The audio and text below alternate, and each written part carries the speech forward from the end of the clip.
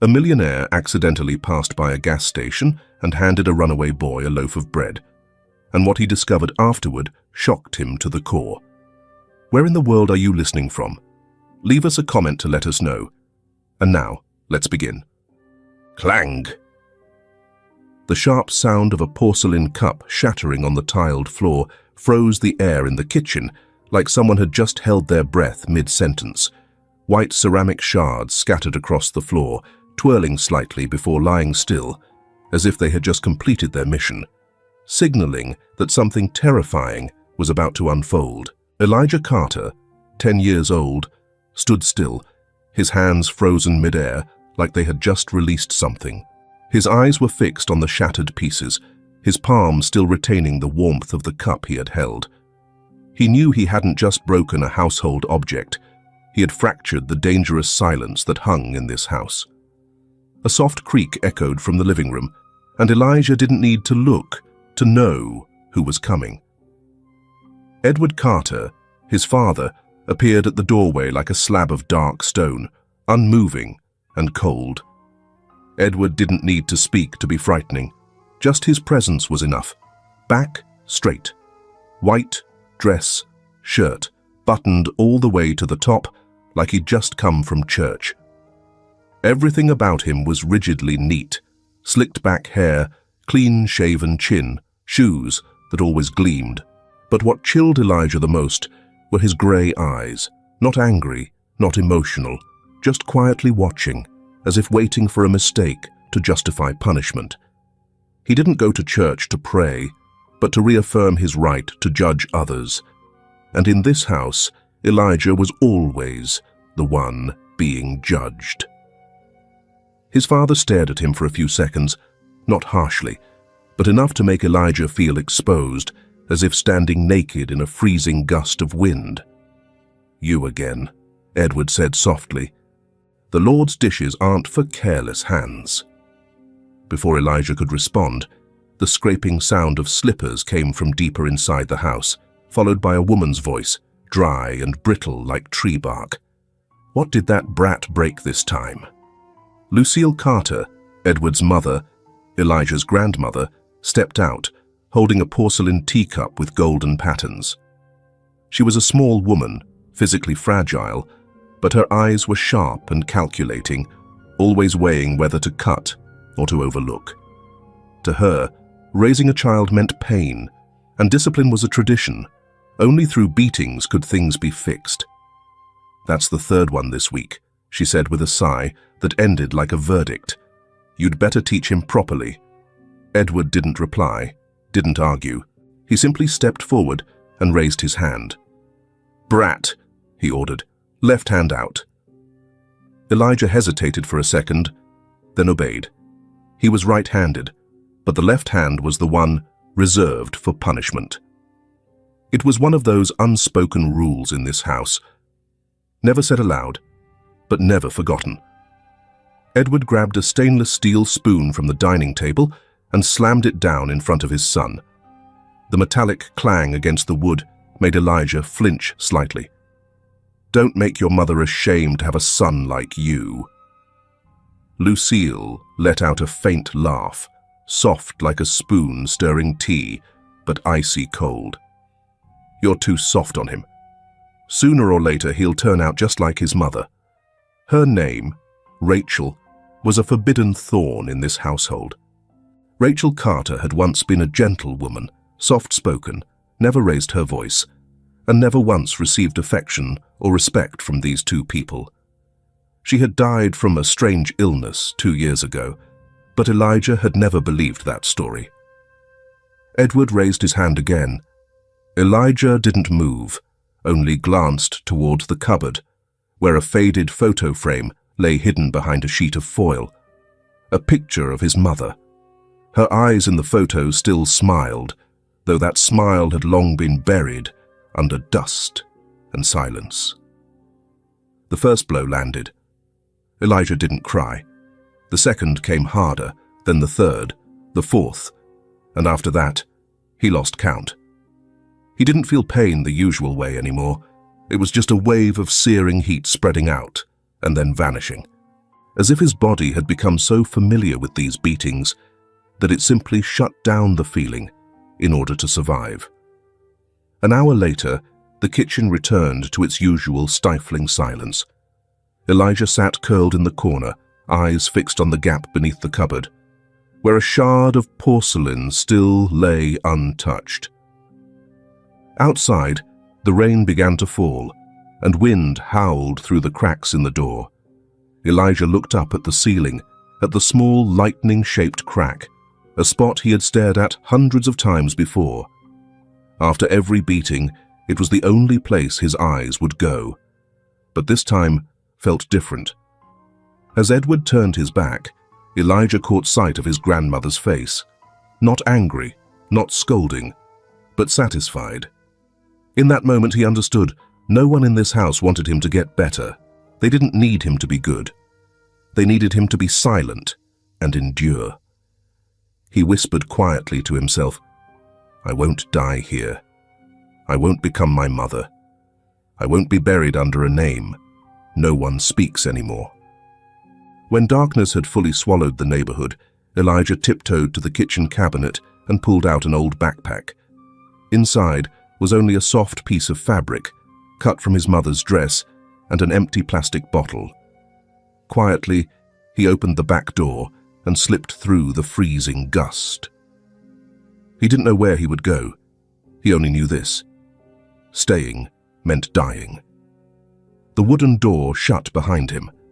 No one called his name. No one noticed he had disappeared. Because in that house, the name Elijah had never truly existed. The night rain poured down on Marrowfield Forest like a heavy curtain, drowning out every sound in a thick mist. No one could hear anything beyond the steady fall of rain, and no one would have imagined that a 10-year-old boy was running through it, alone, soaked, and trembling. There was no light, no voices calling, only the soft footsteps of Elijah Carter, treading on rotting leaves, trying not to make a sound. 30 minutes earlier, he had left the house where he'd grown up. The house where no one had called him by his real name for years. The back door had closed behind him, like it was sealing off part of his memory. Elijah didn't look back, didn't allow himself to.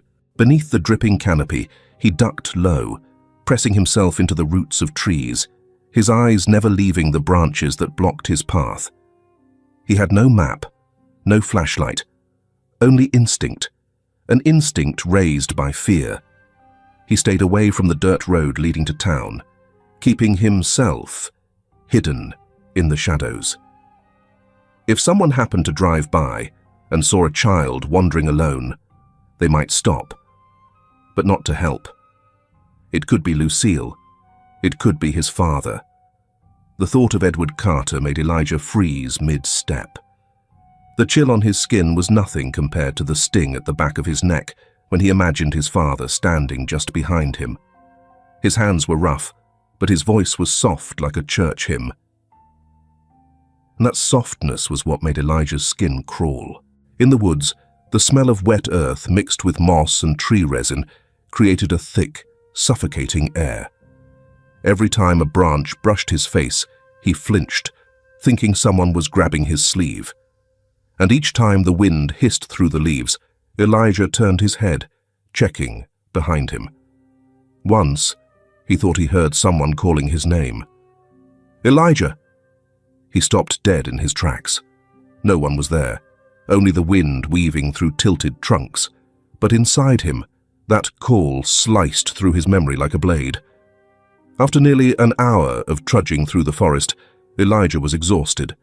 He stopped at a fallen tree, sat down, and exhaled sharply, then forced himself to rise again. He knew if he sat too long, he'd never get up again. A sudden rustle came from a nearby bush.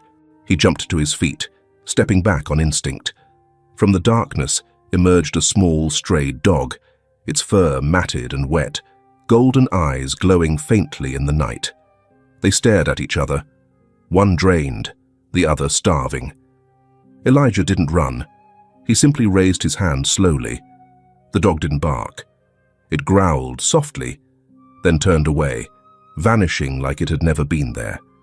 But even that brief encounter was enough to send tremors through Elijah's body, like claws scraping his skin.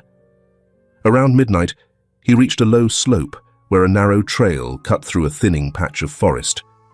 There, for the first time, Elijah saw firelight, a small flicker near the base of a moss-covered tree.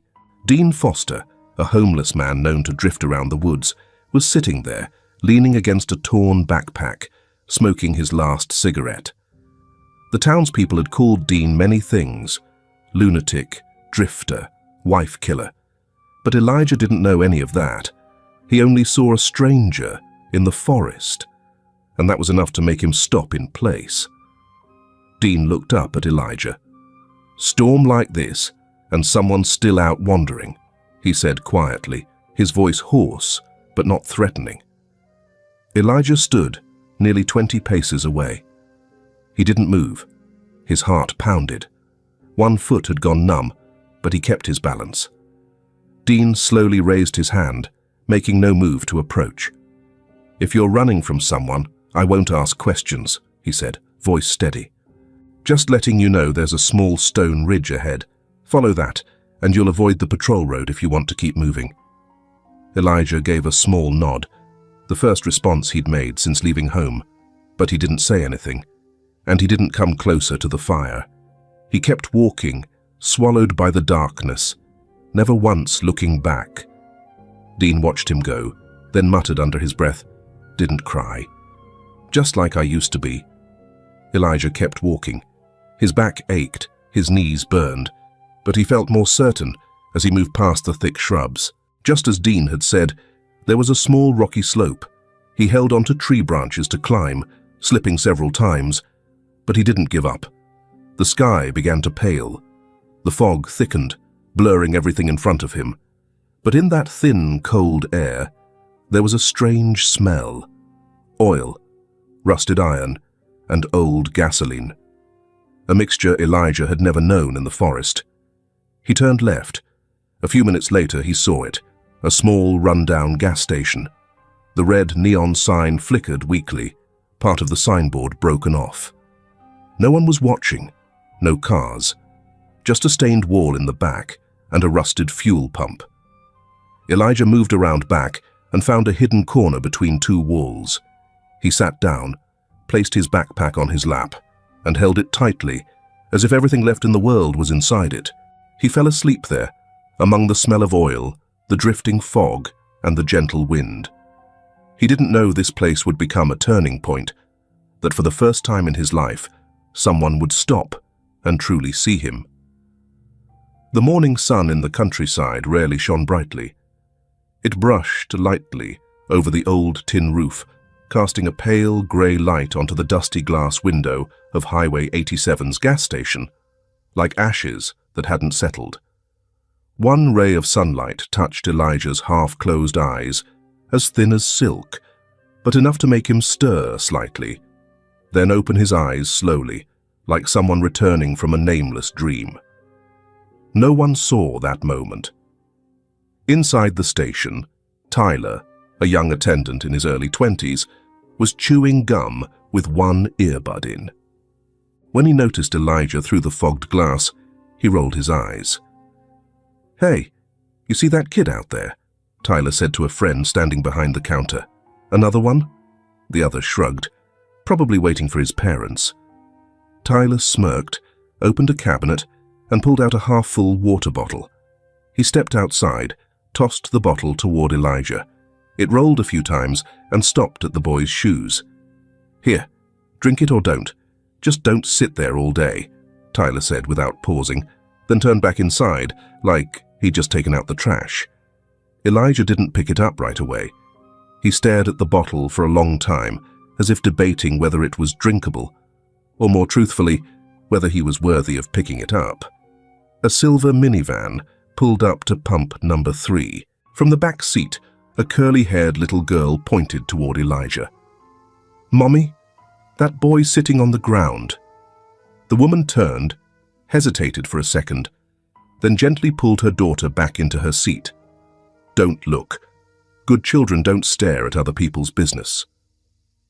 The car window slowly slid up, closing the view between the curious child's eyes and the mother's empty stare. A truck driver stepped down, holding a hot coffee he had just bought. "What's with the kid out there?" he asked Tyler as he passed by. Tyler shrugged while popping open a soda. "Since early morning. Didn't say anything, didn't ask, just sat there." "Better hope the press doesn't catch wind of it," the man muttered before returning to his cabin.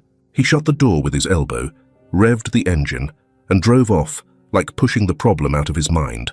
No one stopped. No one came close. Elijah pulled up his hood to block the sun. He drew spirals in the dusty ground, then wiped them away, then drew them again, over and over. In this gas station, people came and went. They left behind the smell of gasoline, the scent of instant coffee, and the echo of car horns. No one asked him anything. No one cared. And strangely, that made Elijah feel safer than anywhere he'd ever been. He no longer had to listen for footsteps in the house, no longer had to guess an adult's mood before speaking, no longer had to brace himself every time he heard the sound of a breaking glass, a spoon dropping, or a door slamming in the middle of the night. There was no one here to call his name in that empty tone, as if it didn't belong to a person, but just another task waiting to be dealt with.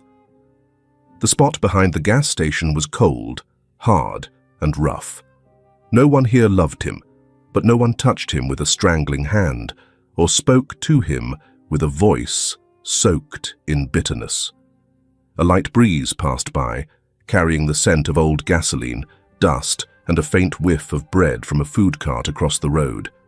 Elijah didn't lift his head, but he thought he heard footsteps, not rushed like all the others before.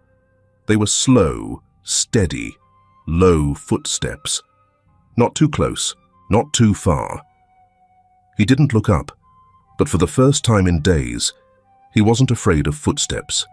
The early countryside wind blew dry across Highway 87's gas station, carrying with it the smell of oil, the chill of morning air, and a hint of fried shallots from Gloria's bread cart across the street.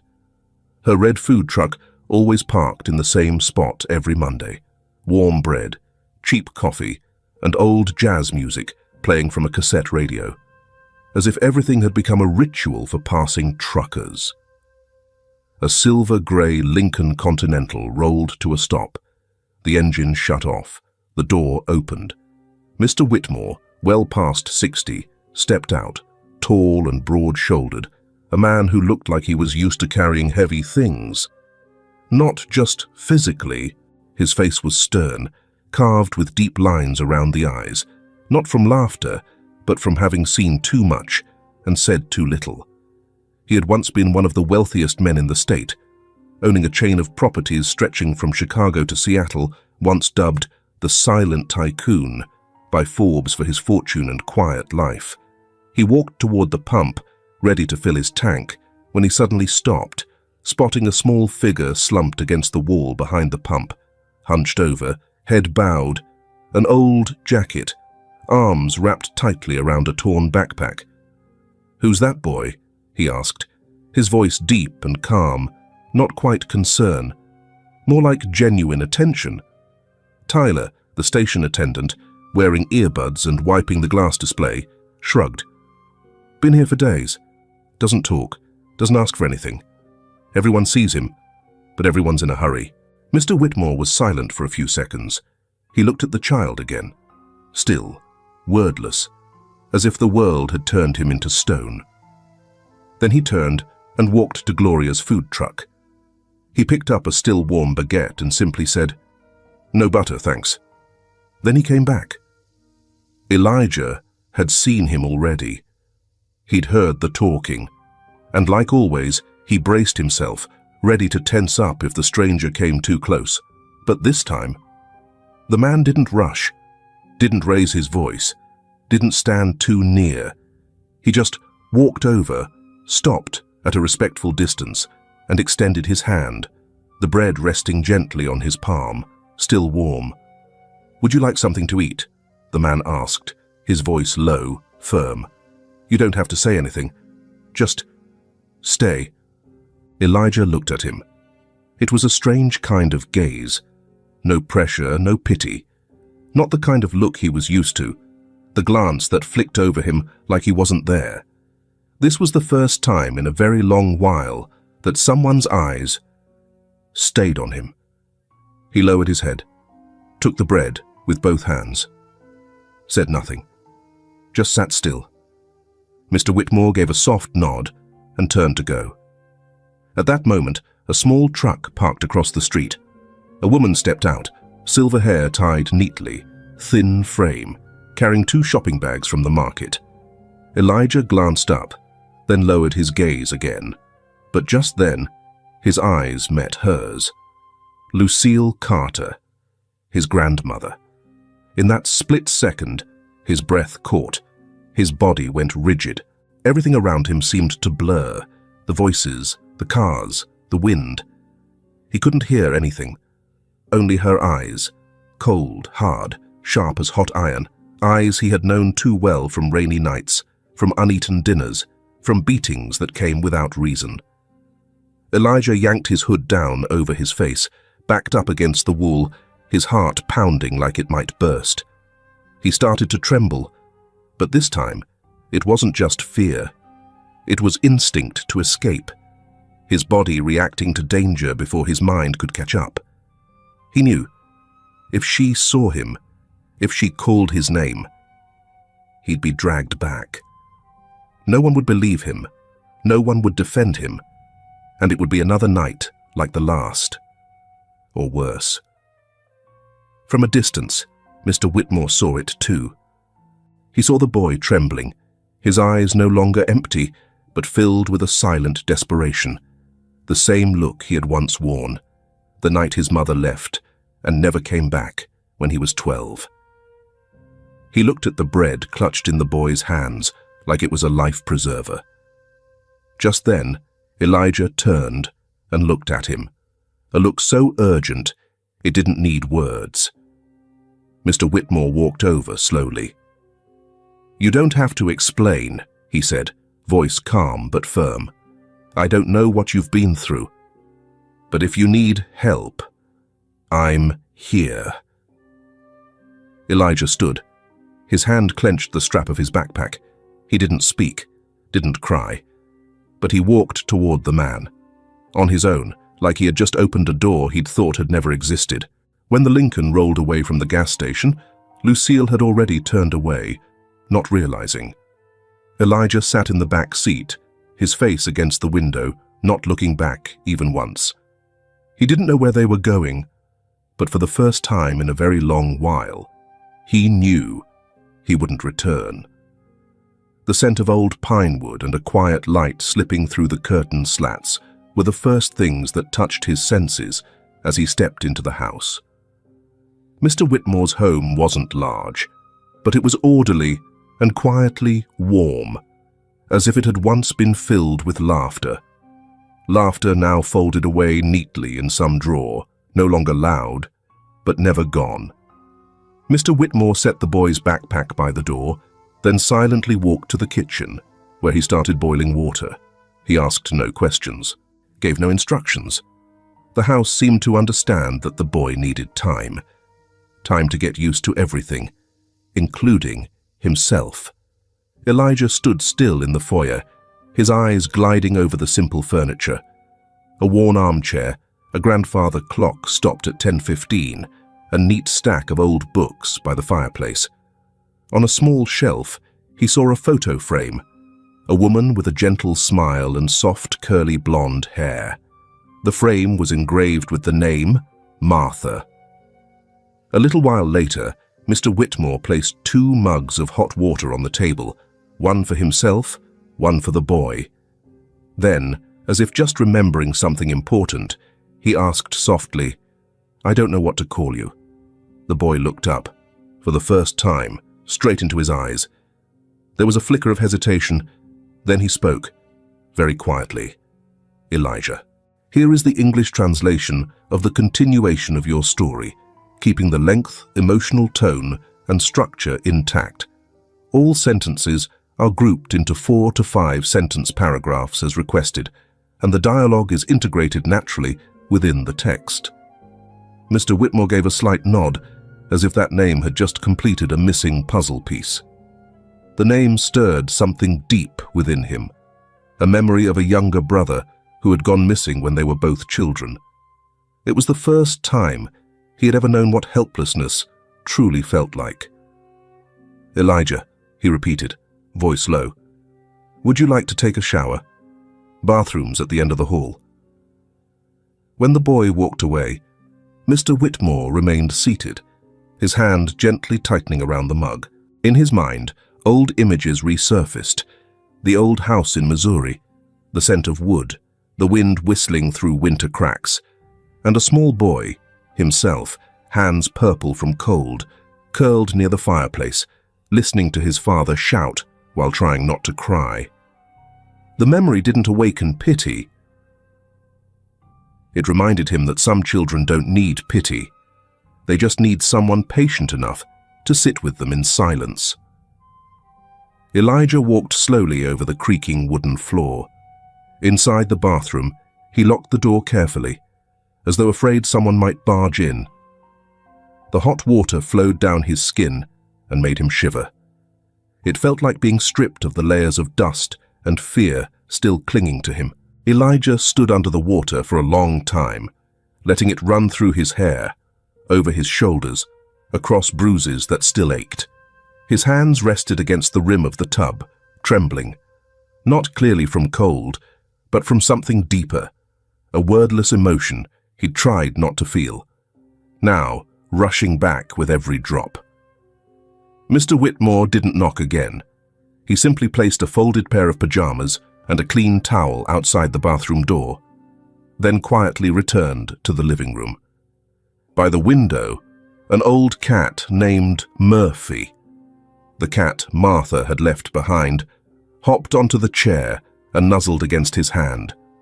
The aging cat lived silently in the house, a quiet witness to all that had passed.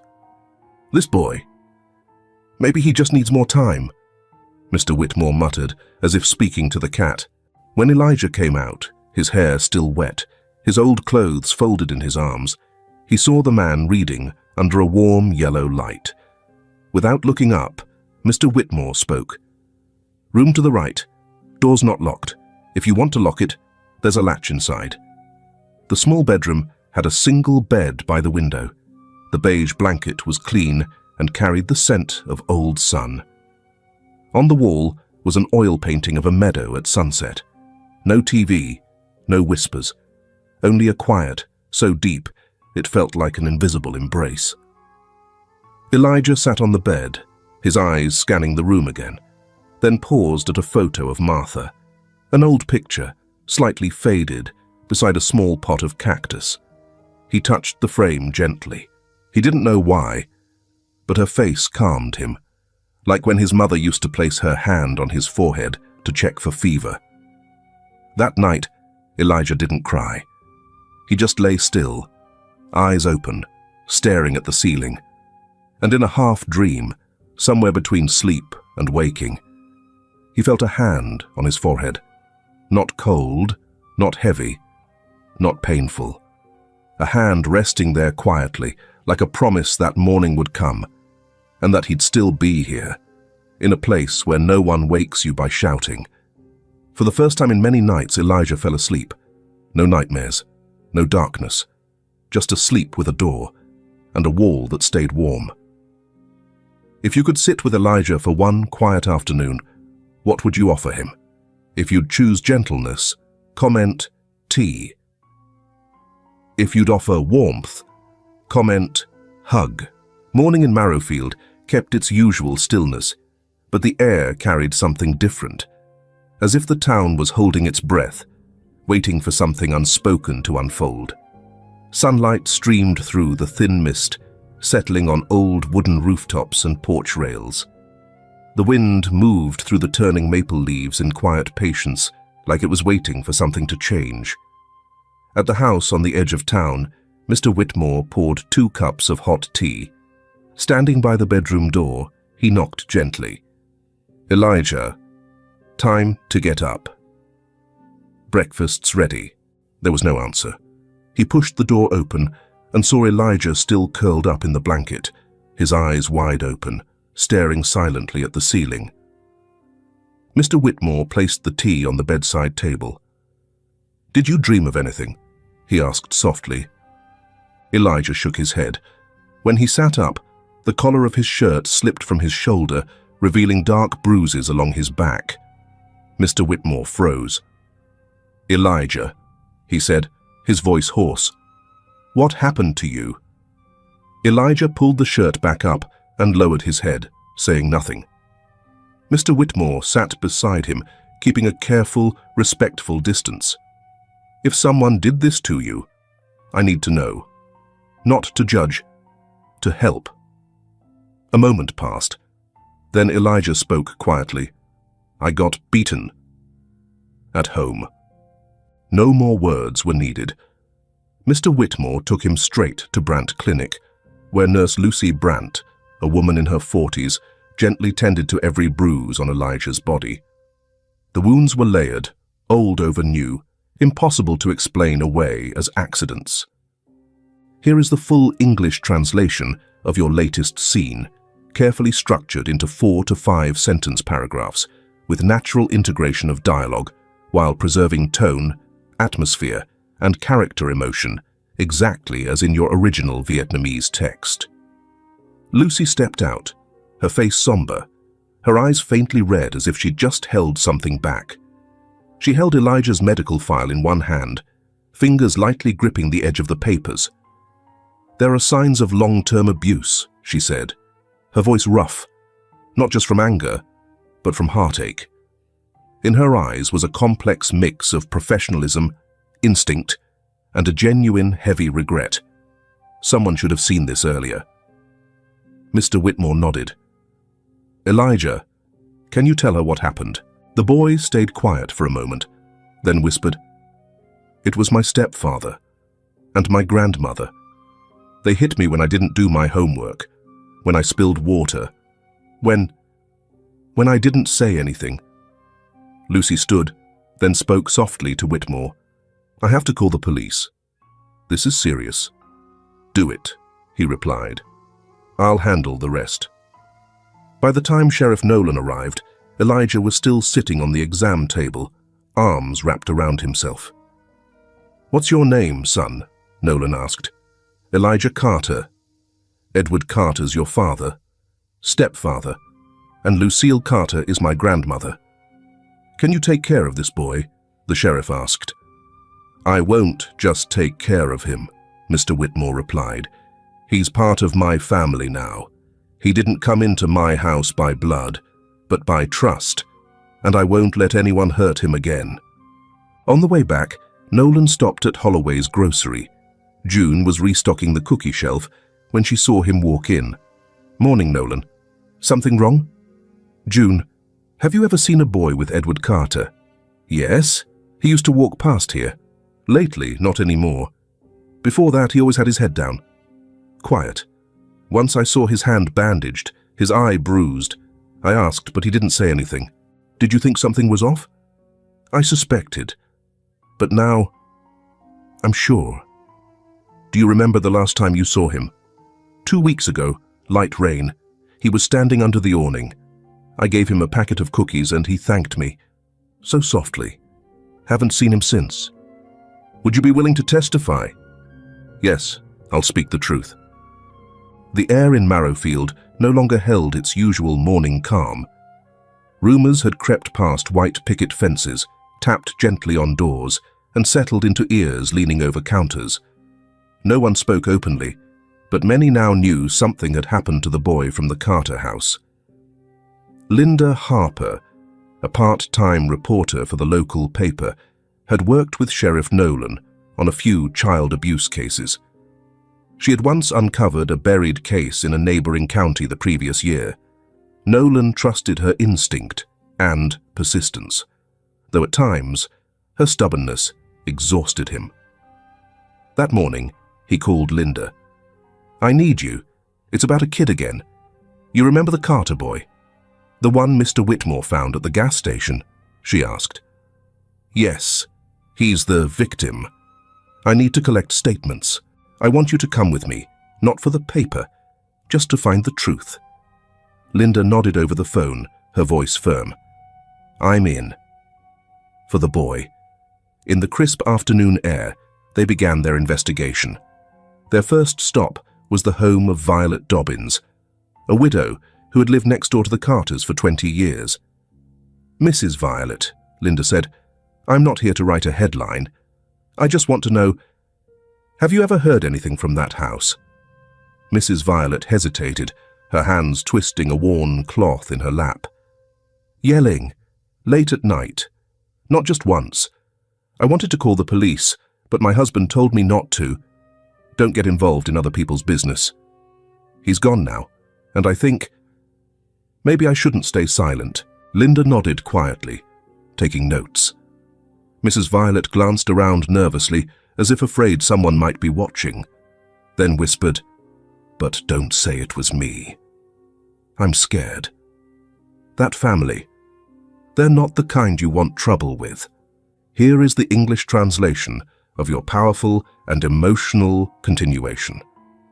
The paragraphs are structured in 4 to 5 sentence blocks, with all dialogue and emotional weight preserved as requested.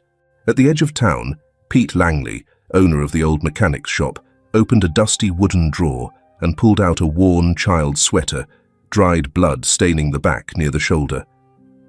I found this after a rainy night, near the trash bin next to the Carter house. I kept it. I don't know why. Maybe because my wife cried when she saw it. Linda took it with both hands, saying nothing. But her eyes said enough. Meanwhile, at the small cafe on Route 3, Kyle Richardson, now an electrician in the city, was back visiting his mother. Hearing the rumors, he went straight to Sheriff Nolan. I was in 5th grade with Mr. Carter. He used to teach PE. One time I dropped a water bottle. He hit me with a wooden ruler. Not a warning tap. It was so hard I couldn't sit for 2 days.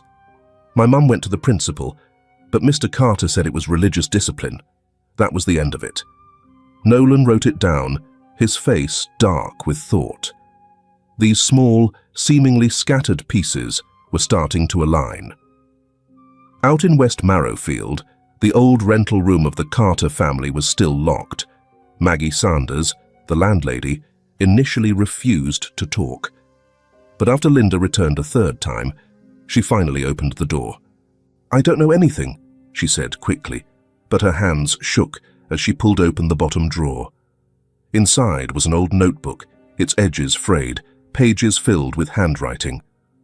I wrote down. Every time Elijah came back bruised, I was scared. They threatened me. But now, I think that boy deserves a life. Linda held the notebook like something sacred. She made no promises, but her eyes lit with resolve.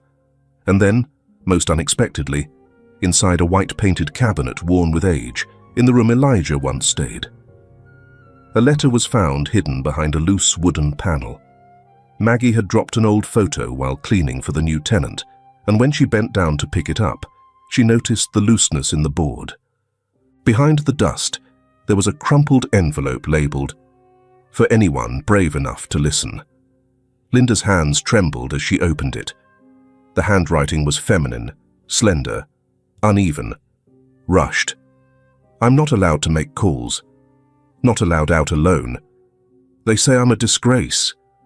I don't know how much longer I can take this. If someone finds this letter, please help my son. Please.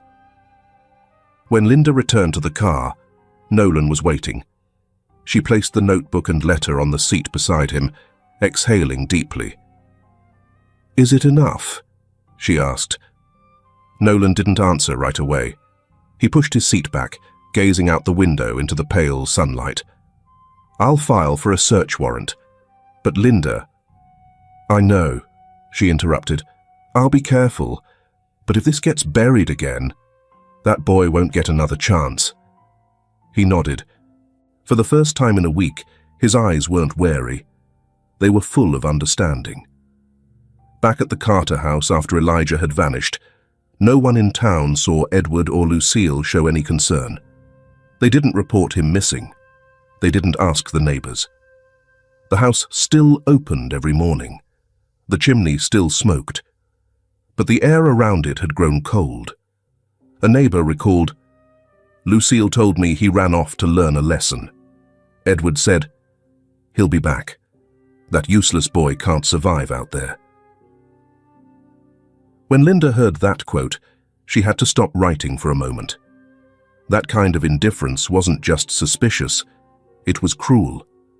Sheriff Nolan began visiting witnesses one by one, urging them to testify. None were eager. Pete Langley hesitated. "I've got a wife, a shop. If they come back after me, I'm scared." Nolan spoke slowly. "If you stay silent, this will happen again. To another child." Pete looked down at the blood-stained sweater, then nodded. Mrs. Violet refused at first. But after Linda read her part of the letter Elijah's mother had left behind, the older woman sat in silence for a long time before finally saying, "All right, I'll speak up, not for me, for his mother."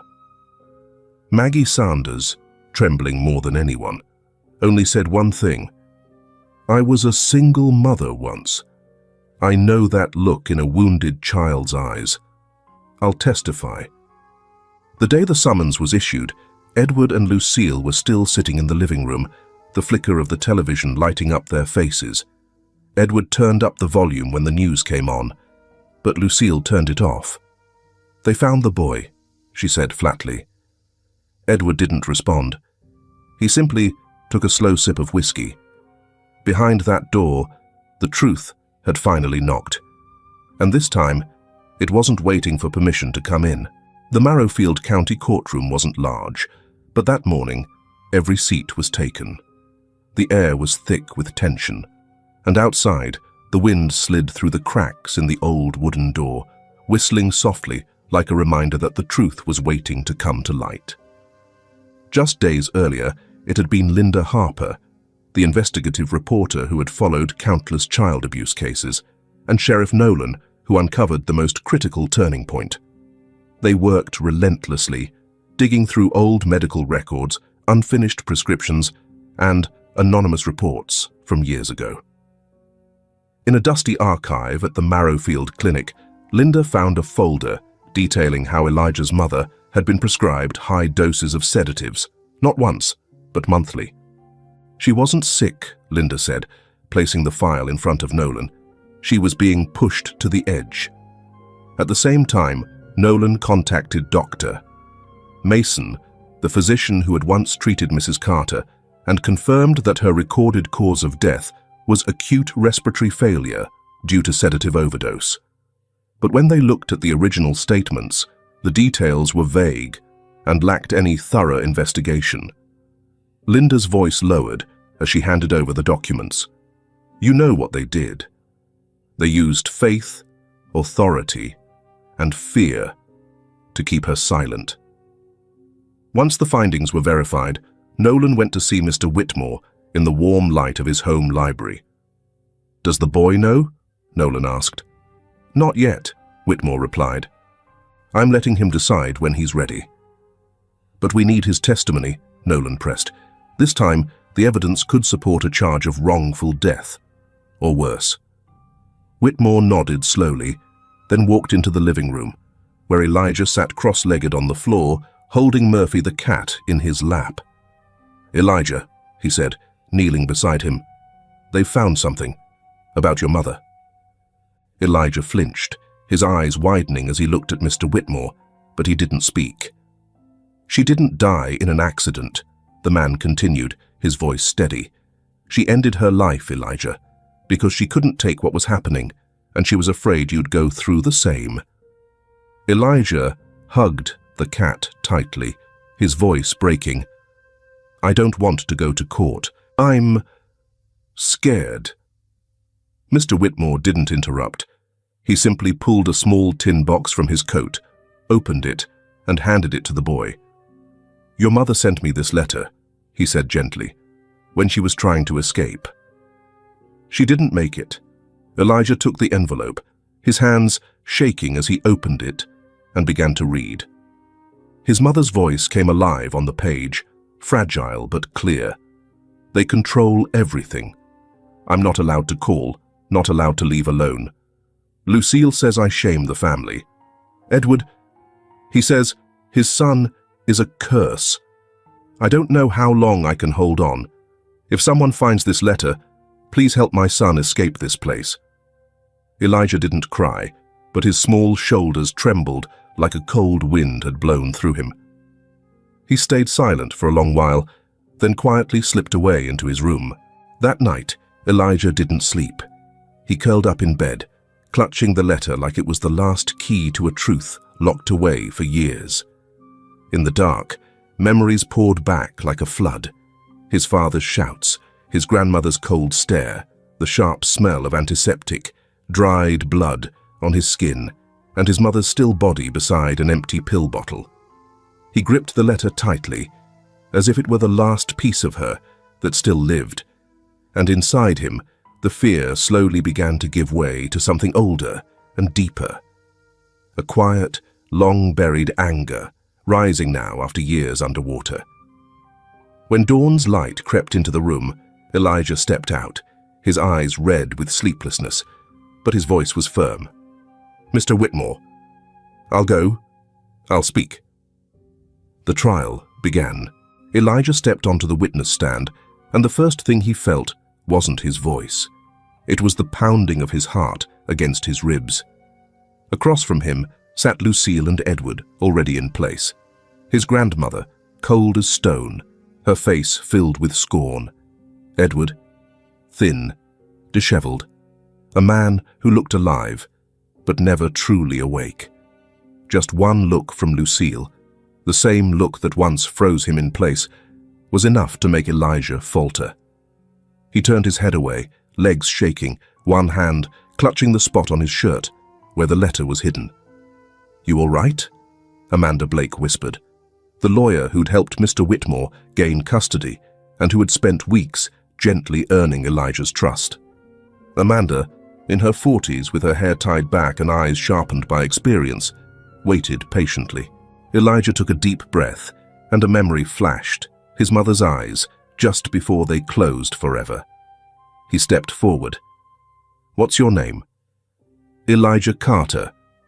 "Can you tell us what happened?" He looked around, then down at his hands, knotted tightly in his lap. "One night, I spilled a glass of water. Grandma saw. She called Dad. He smashed a lamp. The light flickered. He screamed, 'You're a curse! You killed your mother!' Then he hit me, kept hitting until I couldn't open my eyes anymore." The courtroom went silent. Someone in the back stifled a sob. "Elijah, were you afraid?" Amanda asked. "Yes, but I don't want anyone else to hurt like I did." He turned toward Edward, and this time there was no fear in his eyes, only a deep, cold silence. Mr. Whitmore gripped the armrest tightly, not looking at Edward, but watching Elijah as if seeing the son he once lost rise again through another. On the other side, Edward Carter sat motionless, his mouth tight, his hair unkempt. And when Elijah, without meaning to, referred to Mr. Whitmore as Dad during another answer, Edward blinked. For the first time since his arrest, he didn't resist. He just sat there, adrift. Lucille, when her name came up, turned to glare at Elijah, her eyes filled with contempt. But this time, Elijah didn't lower his head.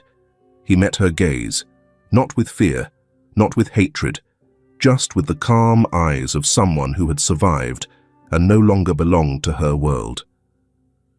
When the hearing broke for recess, Mr. Whitmore stepped into the hallway, hands shaking. Linda Harper stood nearby, scribbling into her notebook. "You okay?" she asked. "I once lost a son," he replied softly.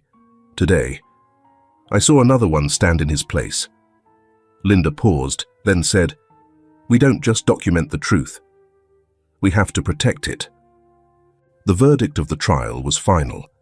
With the letter from Elijah's mother, the old medical records, Elijah's direct testimony, and the voices of witnesses from the town, the court sentenced Edward Carter to 15 years in prison for aggravated child abuse and indirect complicity in his wife's death, while Lucille Carter received 5 years of suspended sentence along with a permanent restraining order banning her from contact with children, especially her grandson. Elijah didn't look back when they were led away. He simply held Mr. Whitmore's hand and walked silently into the light outside, where for the first time he felt like he wasn't invisible anymore. Morning at the Whitmore estate wasn't cinematic. The sky wore a thin silver fog, apple branches clung to the night's moisture, and the old wooden door creaked open in the soft wind. But in that quiet simplicity, something had shifted. For the first time in years, the house wasn't silent. In the kitchen, the smell of toasted bread and warm milk drifted in the air as Sophie, Mr. Whitmore's granddaughter, 27, steady-voiced and kind-eyed, prepared breakfast and turned to see Elijah lingering behind the doorframe. "Want honey with it?" she asked, not trying too hard to be friendly, just enough to keep a wounded child from feeling cornered, and Elijah gave a small nod as he sat down in front of the toast. His first breakfast eaten in peace, without any glares or shouting. After breakfast, Sophie took him to the garden, where Ava and Tommy, 2 foster children living under Mr. Whitmore's support, were practicing writing on small boards, and Elijah sat down next to Ava, watching her awkward letters drawn with her right hand. "Try using your left," he said softly, like wind slipping between leaves, and when she asked why, he answered, "I used to write that way, when my right hand couldn't hold a pen anymore." Ava didn't ask further, and Elijah guided her hand on the board, quiet and patient, while Tommy kept coloring houses and dogs with crayons. None of them spoke about pain, but somehow, through those lines and letters, the 3 children were stitching pieces of themselves back together. That afternoon, Sophie asked Elijah to help her choose paint colors for a study room Mr. Whitmore planned to renovate for the kids, and when she held up a blue sample and asked, "How about this one?" Elijah glanced at the sky, where clouds floated gently past the old rooftop, and whispered, "It looks like the sky when my mom was still alive." So soft Sophie had to pause before she understood, and she said nothing else, but chose that color. That night, Elijah sat alone in the study, the room where Mr. Whitmore used to read books with his late son, under the soft desk lamp, carefully writing on a piece of paper with slow, steady strokes. "Mum, I'm still alive. I stood in court. I said everything. But tonight, I'm not writing to tell you about the pain. I want to tell you about Tommy, Ava, Sophie, about breakfast with honey, about the room painted with new sky.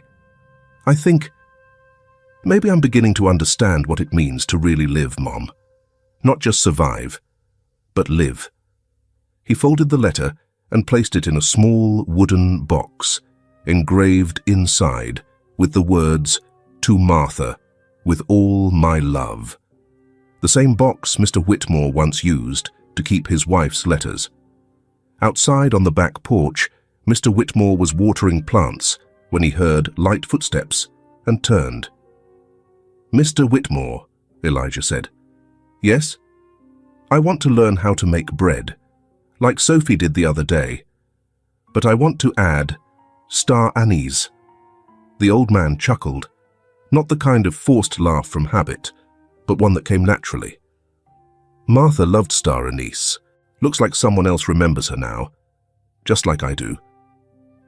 That night, for the first time in 15 years, Mr. Whitmore didn't need a sleeping pill. The sound of quiet giggles from the back porch, the soft kitchen lights, the scent of flour and spice in the air made it feel like time had folded, returning him to a life he once thought he'd lost. And Elijah sat by the window, staring at the little stars above the quiet sky. The letter to his mother had been written. The past still remained, But for the first time, it wasn't a chain. It was soil. And from it, something new was beginning to grow. The morning of the House of Light's inauguration wasn't loud, nor garishly colorful, but it carried a quiet radiance, a kind of light that seeps into the soil like early dew after a long night's rain. It was autumn. The wind was gentle, and golden maple leaves landed on people's shoulders, on wooden steps, then slowly drifted down, as if trying to record every small moment of rebirth. Beneath the arched stone gate, where a simple brass inscription read, "No one stays invisible forever," guests began to gather. They weren't exactly friends, nor close acquaintances, but most had heard Elijah's story, a child who once lost his voice to fear, now standing beside the man who had shut himself away in an old estate for 15 years, both cutting the red ribbon that marked the beginning of something new. Mr. Whitmore wore a light grey suit, plain but crisply pressed, solemn without being ostentatious, just enough to show he was the one who laid the foundation for this place. Beside him stood Elijah, no longer trembling, but still carrying that quiet composure that had become part of him. His eyes no longer dodged others' gazes. Instead, they met them, calmly and fully. To their right stood Sophie in a soft sky-blue dress, holding a bouquet of lavender, the same flower Martha once planted around the house. Tommy and Ava, the first two children taken in by the House of Light, ran through the courtyard, chasing blue and yellow balloons, their laughter and footsteps tapping rhythm into the tiles beneath them. When the scissors sliced through the ribbon, a round of applause broke out. The clapping wasn't loud, nor long, but it was unified, firm. It sounded like an unspoken acknowledgement that this place, once a cold mansion of a lonely man, had been transformed by courage and patience into something radiant. Among the crowd, a curly-haired boy, about 6 years old, with eyes wide enough to hold a sky, tugged lightly on Elijah's shirt. "What's your name?" Elijah looked down, and for a brief moment, a pulse ran down his spine. Because once, that question was one he could not answer. He had once stayed silent, head down, afraid even of the sound of his own voice. But today, without needing anyone's permission, without looking for approval, Elijah bent down and smiled. "I'm Elijah." It was the first time he'd smiled at a stranger. Not forced, not hidden, just a simple greeting. That afternoon, after the guests had gone, Elijah wandered around the property. He walked slowly, fingers brushing against newly painted wooden walls and solid brick paths. Everything was clean, sturdy, and warm to the touch. At the far end of the row of buildings was a small classroom, once an old storage shed, now transformed into a space filled with natural light, neat wooden desks, and a wall covered in colorful drawings. Elijah sat at the teacher's desk and pulled out a leather-bound notebook from the drawer, one that had belonged to Martha. He opened the first page, took a deep breath, and began to write. "I used to be afraid of being forgotten, afraid that I'd become a shadow no one could see, disappearing into damp afternoons without anyone noticing. I once believed that the pain in my memories was all that would remain of me. But now it's different. Now I fear there are still children out there like me, ignored, silenced, dimmed out. And if I can do anything to help someone be seen, then I must do it. Because I was seen, I was called by name, and I was allowed to stay." Beside that entry, mounted on the wall, was a small brass plaque, hand engraved with the words, "No one stays invisible forever." As dusk approached, in the kitchen, Mr. Whitmore poured tea. The scent of Earl Grey filled the wooden room, soothing the cold wind tapping at the porch. He sat on the familiar wooden chair by the window, a seat he once filled in solitude. But now, he was no longer alone. Out in the yard, Tommy and Ava were playing tag with two new children, Benji and Clara, who had just arrived that week. Their laughter echoed across the grounds, rising up the tiled roof, blending into a golden sunset, as sweet as honey. Sophie stepped out of the kitchen, carrying a tray of freshly baked cookies. She sat down beside Mr. Whitmore, said nothing, and gently leaned against his shoulder. The two of them watched the children play, their eyes reflecting a peace that was quietly, unquestionably real. Elijah stepped out after them and sat on the front step. He didn't join the game, just watched and smiled. In his gaze there was no more tension, no more fear, only a stillness that had taken root. Elijah had once been a shadow, invisible even in his own home, and nearly invisible to the rest of the world. But he had stepped forward, not with noise or defiance, but with quiet footsteps, strong enough to change the course of a life. He met a man who didn't ask, "Where are you from?" but instead, "Are you hungry?" Who didn't rescue with pity, but simply stopped and listened. From a forgotten child, Elijah had become a light for other children, because sometimes it only takes one person to see you, and that's enough to make you stand up and believe you belong. Are you staying up late or working while reading this story? If so, please remember to take a sip of warm water and treat your skin gently before bed. No matter how exhausting the day has been, you still deserve to be cared for, starting from the smallest things. Leave a thought behind, because somewhere out there, someone might be reading, and they need to believe that someone is still listening.